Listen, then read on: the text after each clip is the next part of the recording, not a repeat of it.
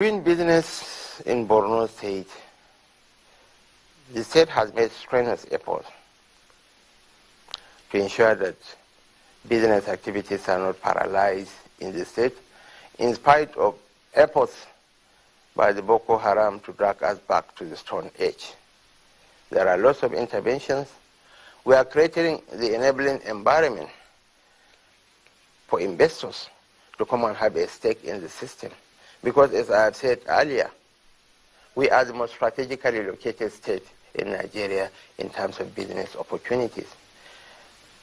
Most of the economies of the Central African nations, of Chad, of Niger, of Central Africa, of Sudan, are inextricably intertwined, interwoven with the economies of Borno.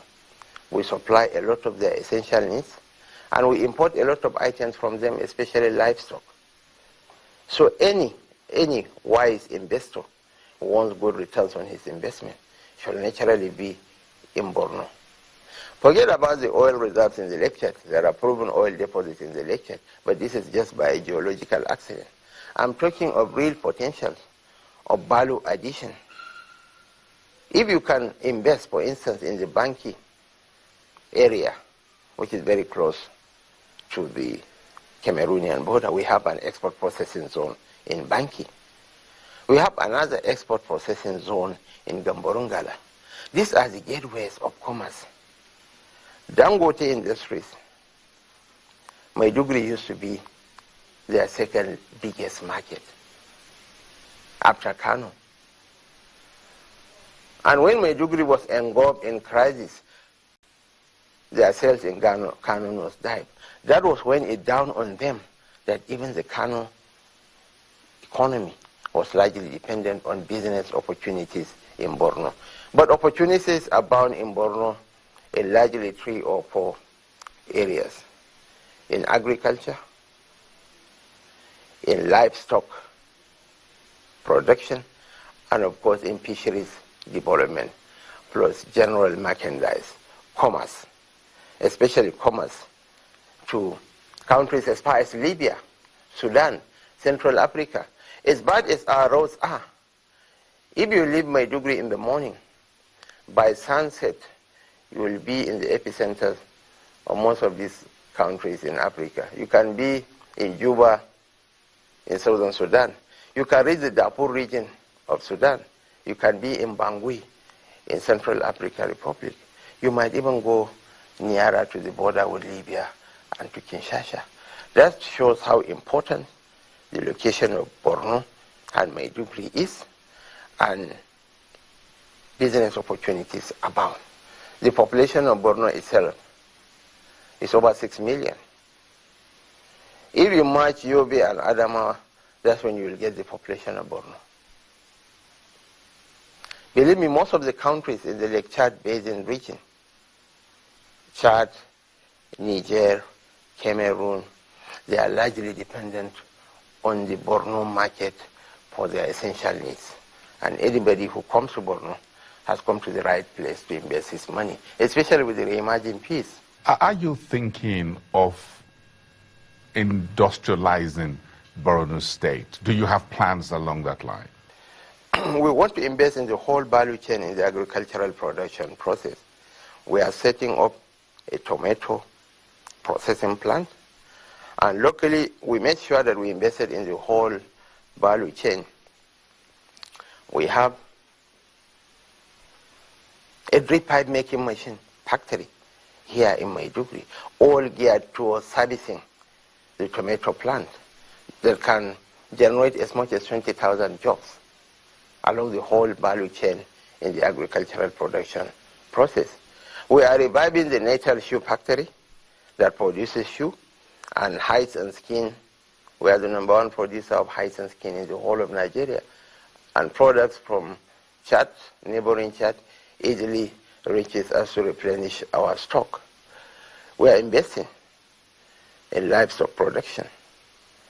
We have the Gombole Cattle Ranch, which we are reviving by bringing in some highly productive cattle from the Sudan, from Niger, and we are sending 50 of our veterinary doctors for training in artificial insemination. So that, as I said, the whole mantra is on increase in yield. Our local cow produces 1 liter of milk per day. The Persian cows in Europe produce 50 liters of milk per day. So what it means is that the productivity of 50 of our cows is equivalent to 1 European cow in Germany or in Britain. So we really want to upscale the productivity of our livestock. We are setting up a solar power plant. Borno has very good potential for solar power production. We are investing in different value chains. In the next 6 months, we are setting up about 11 different industries, in plastics, in jute bags, so many water bottling plants, poultry production units, so many investments will take place in there. But the most important thing is that, as I said, we want to be the drivers of change. But we don't intend to hold on to these businesses for long. Immediately we set them up and they are profitable, we'll disengage from those businesses. You're sitting at the gateway of Central and part of North Africa's economy. Now, in terms of the challenges you face from an economic and business point of view, have there been discussions from these neighboring countries on trade facilitation and commerce, how to rebuild Borno State, knowing fully well that they have a major market in your state?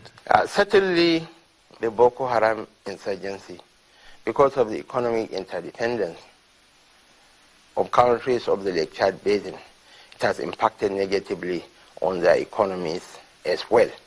And that underlines the need for us to really cooperate, not only in the areas of security, but also in the economic regeneration of the whole Lake Chad Basin region. That informed the regular meetings of the Lake Chad Basin Commission. The last one was held in Abuja about 3 months ago, all geared towards really adopting a holistic approach towards meeting the challenges of the over 30 million people in the Lake Chad Basin area. I was in one of those countries in the early phase of this administration. A packet of spaghetti that hitherto was going for 500 naira, equivalent of CFA franc, is now going for 20,000 equivalent of CFA franc. So the impact on their economy was even much more devastating than ours. Because Nigeria is a huge octopus. Somehow, somewhere, people in Maiduguri tend to get the basic needs of life. But some of these economies in Central Africa and the Lake Chad Basin are almost wholly dependent on the Nigerian economy. You can't believe that eggs that are consumed in Jamina are being imported from Nigeria. It's quite amazing. So believe me, we are working with them closely to see that there's full restoration of peace. The president is very passionate about that. That informed that his first foreign foray after assuming the mantle of leadership was to be the Niger, Chad, and Cameroon. That underlines the importance the government attaches to relationship with those countries for the good of our society, for the good of our nation and our sub-region. Let's get the final lap of this conversation around reconstruction and rebuilding program of Borno State. And let's start with the report that was submitted to the World Bank detailing some of these issues and what help you need from the outside and the bigger world, as it were. And the World Bank, as reported, says still pledging about $600 million to support what you are doing. If you get any of this money, what would be your first point of reconstruction? Well, my major trust,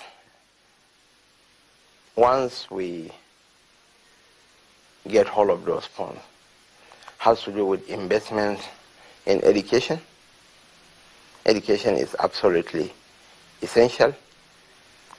Secondly, on healthcare, rehabilitating our healthcare structures. And the federal government is keen through the Victim Support Fund to support the reconstruction of homes. According to the World Bank Recovery and Peace Building assessment, which was conducted with the EU, the federal government, the level of destruction wrought on Borno was in the neighborhood of $5.9 billion. On Adamawa was $1.6 billion. On Yobe was $1.3 billion. Of the over 400,000 homes destroyed by the insurgents, 95% are in Borno State. And for us to really show the world that we are very committed towards this reconstruction efforts. We have already started reconstruction work in so many communities, in Maintakururi, in Tamsukau, in Gamdu, in Benishek, in Mainok, all in Kaga local government areas where we have some semblance of peace. We're also making a lot of efforts in Dalori, in Auno, in Jakana, in Konduga local government areas. One area that we might not touch for the next 2 or 3 months is Bama.